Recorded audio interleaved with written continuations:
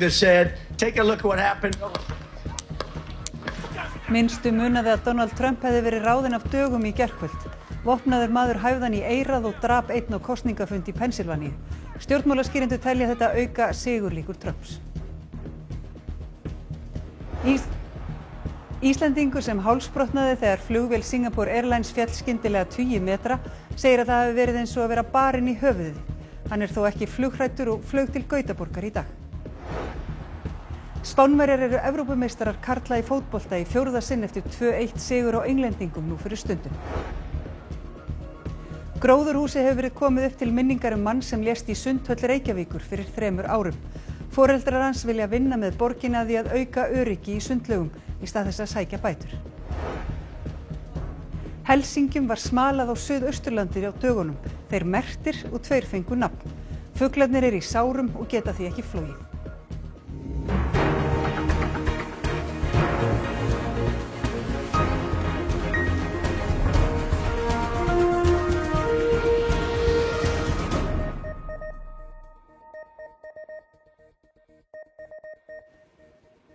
Gott kvöld.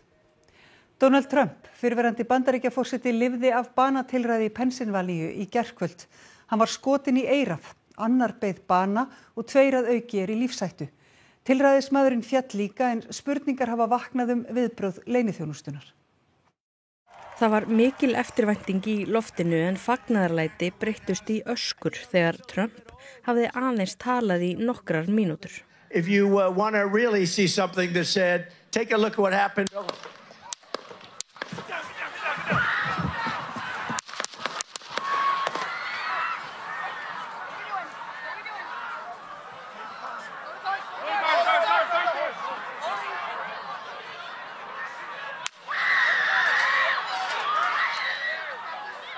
Fjöldi fólks var með síman á lofti þegar skothríðin hófst.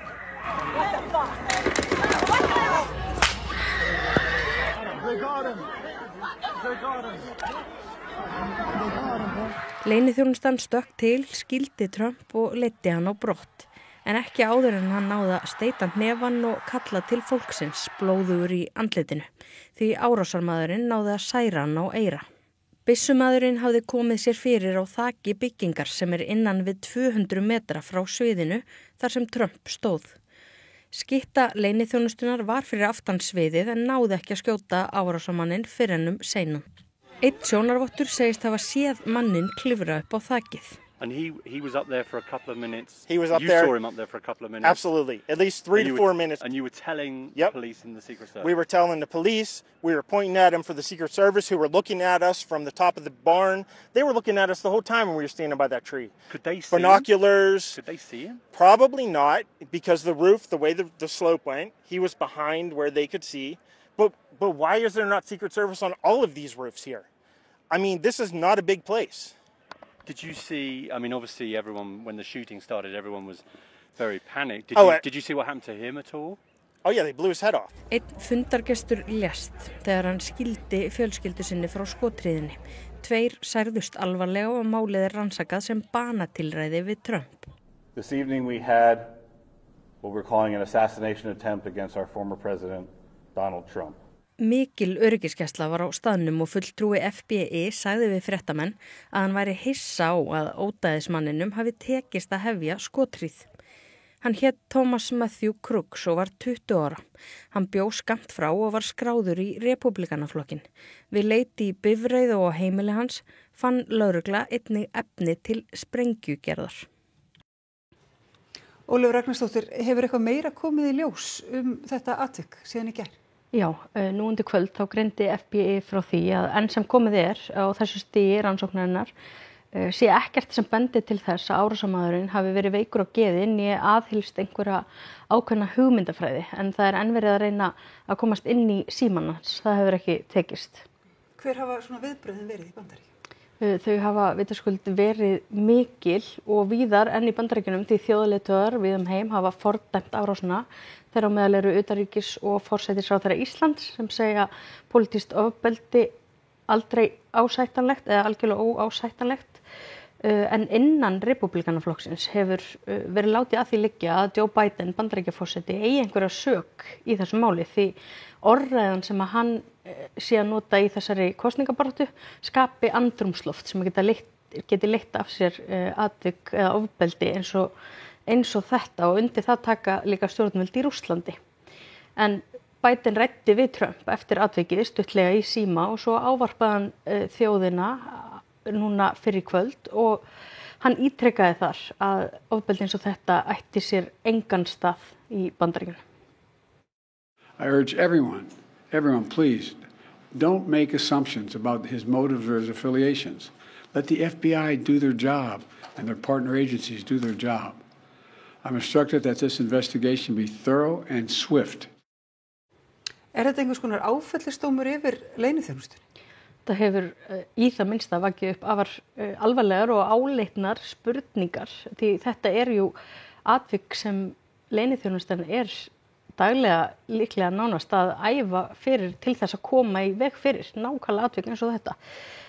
Yfirmaður leyniþjónustunnar, hann hefur verið kallaður á teppið í þinginu til að svara fyrir þetta og Biden hefur fyrirskipað rannsókn á því hvernig þetta mögulega gat gerst og þess maður geta að hann hefur boðað lengra ávarp seinna í kvöld. First, Mr. Trump, as a former president and nominee of the Republican Party, already receives a heightened level of security. And I've been consistent in my direction of the Secret Service to provide him with every resource, capability, and protective measure necessary to ensure his continued safety. Second, I've directed the head of the Secret Service to review all security measures for the Republican National Convention, which is scheduled to start tomorrow. And third, I've directed an independent review of the national security at yesterday's rally to assess exactly what happened. And we'll share the results of that independent review with the American people as well. Ólöf, það verður kosið í Bandaríkjunum í nóvember. Hvaða áhrif gæti þetta haft á kosningabaráttu? Veðbankar að minnsta kosti á því að sigurlíkur Trump séu umtalsvert meiri í dag en þær voru í gær og stjórnmálaskýrendur margir sammála að þetta styrki hans stöðu að minnsta kosti sinn en það tæpir 4 mánuðir en til kosninga. Það má alveg segja hann sé svolítið baðaður hetjuljóma í þessari umfjöllun. Það fyrirsagnir á borð við Trump lifði af morðtilraun og ljósmyndir af honum standa keikur með steiktan hnefa og þess má líka geta að vinsældir Ronalds Reagan jukust merkjanlega þegar eftir að hann var skotinn þá forseti 1981. En hefur Trump sjálfur eitthvað sagt mál? Í dag aðeins á samfélagsmiðlum. Þá hefur hann sagt að Guð einn hafi komið í veg fyrir hið óhugsanlega og hvatt þjóðina til þess að standa saman gegn ílsku. En við heyrum líklega eitthvað frá honum fyrr en síðar af því að hann ætlar að mæta á landsþing repúblikana sem hefst á morgun. Við fylgjumst með því. Takk fyrir komuna hingað í Myndir, Ólöf Ragnarsdóttir. En hingað heim, frjálslynd löggjöf hefur ekki leitt til aukningar á þungunarrofsaðgerðum á Íslandi eða öðrum Norðurlöndum. Frekar hefur dregið úr aðgerðunum sérstaklega meðal ungra kvenna. Ef þú setur frjálslegri löggjöf þá þýðir það ekki að það opnist allar flóðgáttir og konur fari bara í það í stórum stíl að fara í þungunarrof.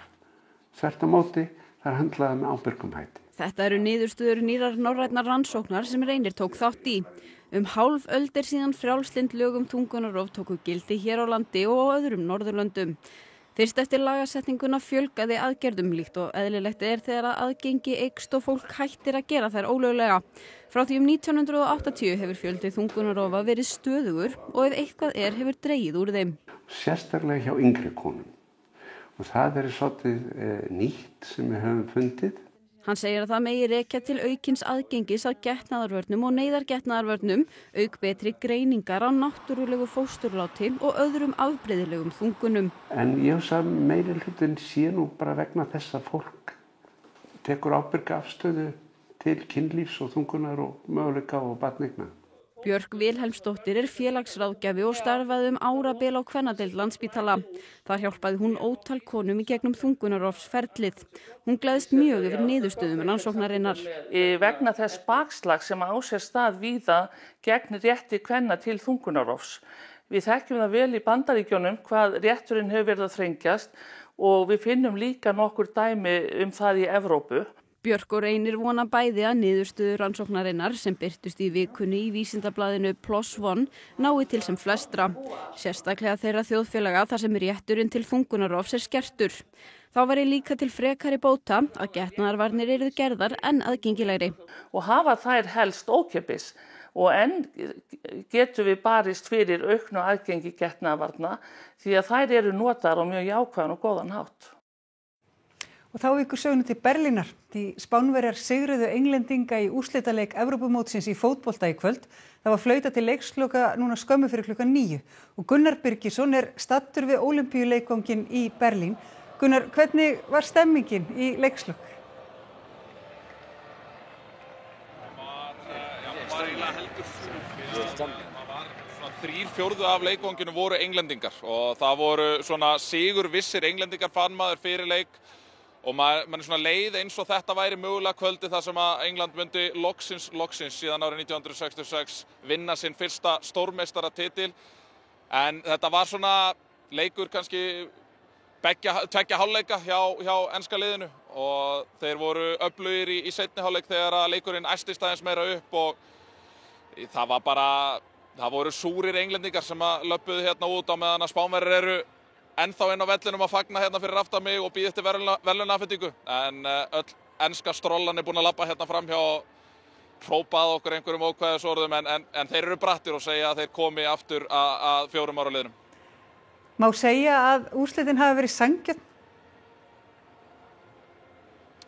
Já, ég held að það sé alveg hægt að færa rauk fyrir því að þetta hafi verið sanngjörn úrslit. Ég svona, eins og ég segi, Spánn hafði yfirhöndina og hafa verið öflugri á mótinu heilt yfir. Englendingar hafa verið í þessum stóru augnablikum sem að maður hélt að hefði komið þegar Cole Palmer jafnaði metið fyrir þá. En Spánverjar örlítið sterkari undir lokin og sigurinn verðskuldaður, það má alveg segja það, en við fjöllum meira þetta í íþróttafréttum á eftir. Akkurat, takk fyrir þetta Gunnar og það verður væntanlega veisluhöld í Berlín í kvöld. En Aron Matthíasson sem hálsbrotnaði borð í flugi Singapore Airlines í geysilegri ókyrrð fyrir næstum 8 vikum á batavegi. Nærri daglegar sundferðir í Suðurbæjarlaug í Hafnarfirði hafa gert honum gott síðustu vikur. Þetta mikið mig upp og líka bæði andlega líka. Hvað þá? Bara að brjóta upp daginn í staði fyrir að liggja í rúminu allan daginn, að komast göngutúr í sund og liggja þar í lauginni. Aron verkfræðingur hjá Marel og var í vinnuferð á leið til Nýja-Sjálands 21. maí með Singapore Airlines. Hann var nýsestur eftir að hafa sótt tölvuna sína, finnur þá smá titring og grípur í sætisbeltið. Þá kemur bara höggið og ég bara fer upp í fargúsrýmið og vakna svo á gólfinu. Flugvélin lenti í ókyrrð yfir Myanmar og féll 48 metra á innan við 1 sekúndu. Það gerir svo hratt að mér leið ekki eins og ég hafi farið upp í loft, heldur líðið mig frekar eins og vélin hafi barið mig. Hann var meðvitundalaus í 2 til 3 mínútur og fékk aðhlynningu hjá ástralskri konu sem satt í hliðina á honum, en hann áttaði sig ekki á hvað hafi gerst. Og vélin alveg öll í rústum sko. Flugfreyjurnar voru allar að hjálpa og koma með klaka fyrir þá sem voru með eymsli í hálsi og annað. Og héldu sjálf klaka á sjálfum sér og voru að afgreiða.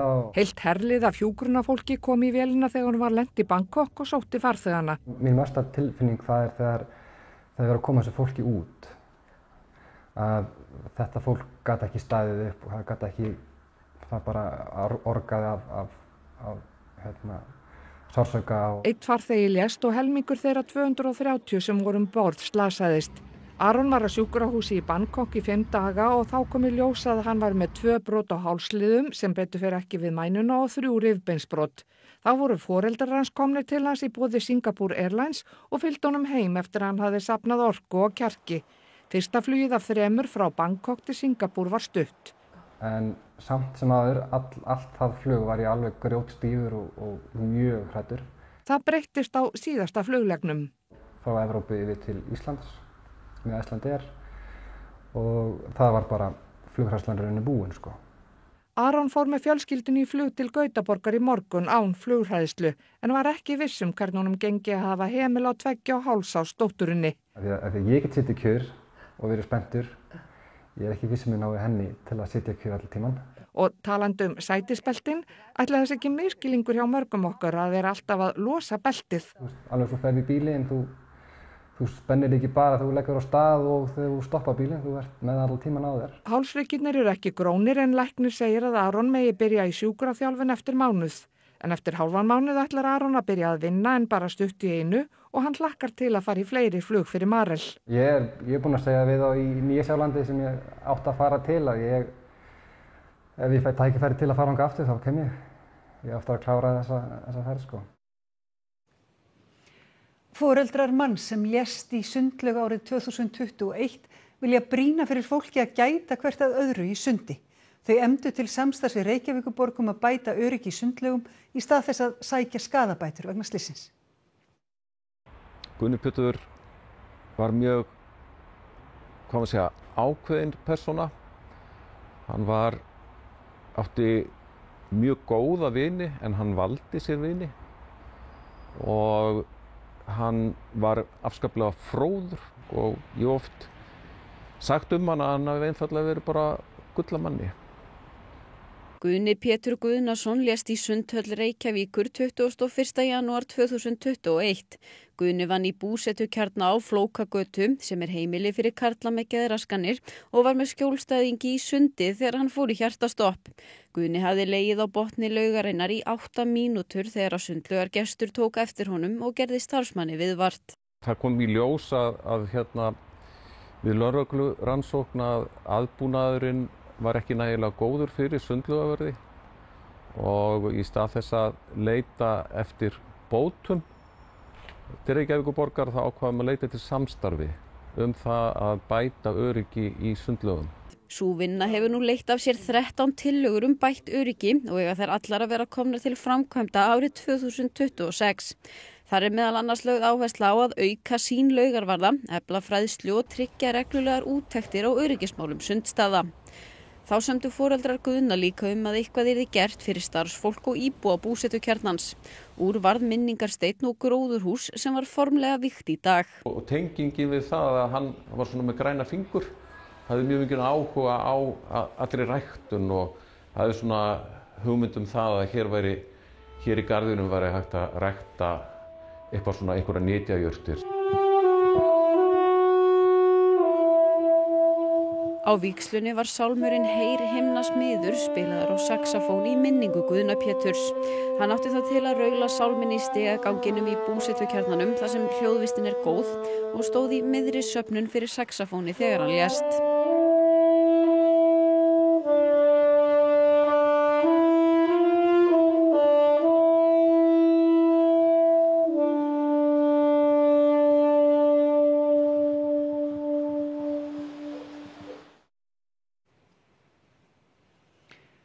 Mikið gekk á Mýrunum á Suðausturlandi í vikunni þegar helsingjum var smalað og þeir merktir. Á 4.000 helsingjapara á Íslandi. Þeim hefur fjölgað á undanförnum árum aðallega í Skaftafellssýslunum.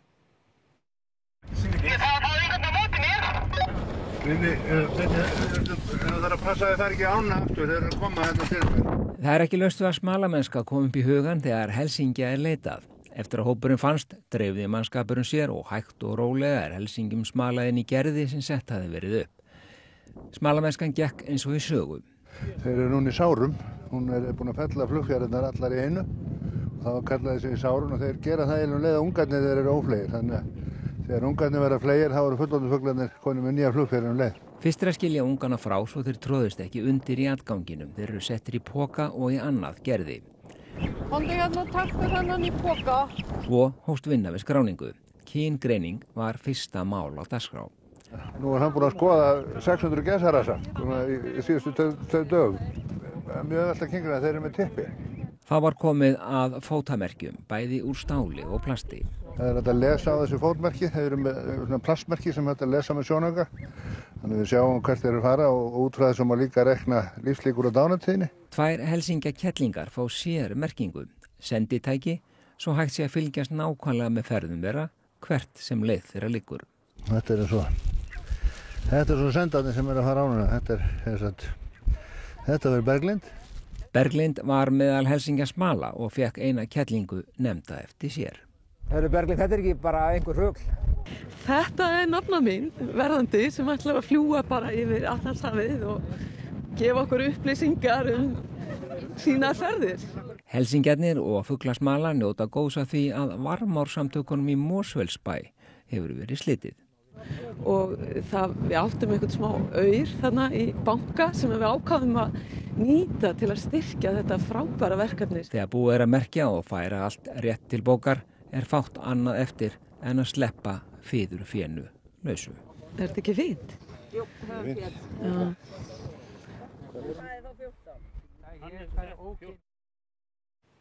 Og þá að veðri. Í nótt dregur úr úrkomu vestan til á landinu. Á morgun verður austlæg eða breytileg átt, víðast fremur hægur vindur. Bjartviðri mestallt landin, skýjað vestast á landinu fram eftir morgni og þokubakkar við austurströndina. Hiti 13 til 23 stig, hlýjast í innsveitum norðanlands en svalara í þokunni. Kristín Hermannsdóttir veðurfræðingur fer nánar yfir horfurnar að loknum íþróttafréttum. Og þá skulum við fara yfir helstu atriði þessa fréttatíma.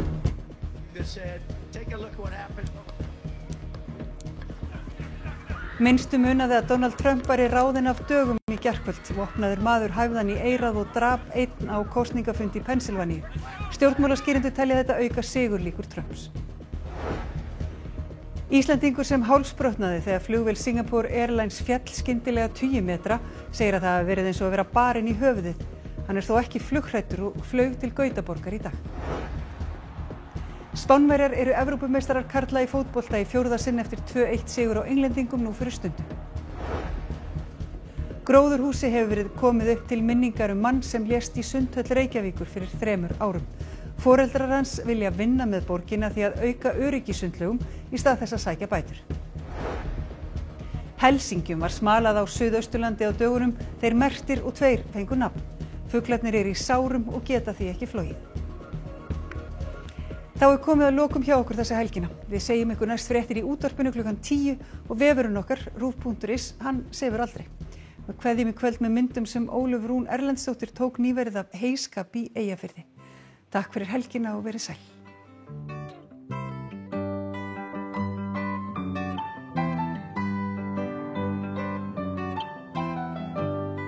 Time as I've known it doesn't take much time to pass by me. Minutes into days turn into months, turn into years, they hurry by me. Still I love to see the sun go down and the world go round. Dreams full of... Annað kvöld á RÚV. Dæmalaust dýr. Vinirnir Tim Warwood og Adam Gentle hætta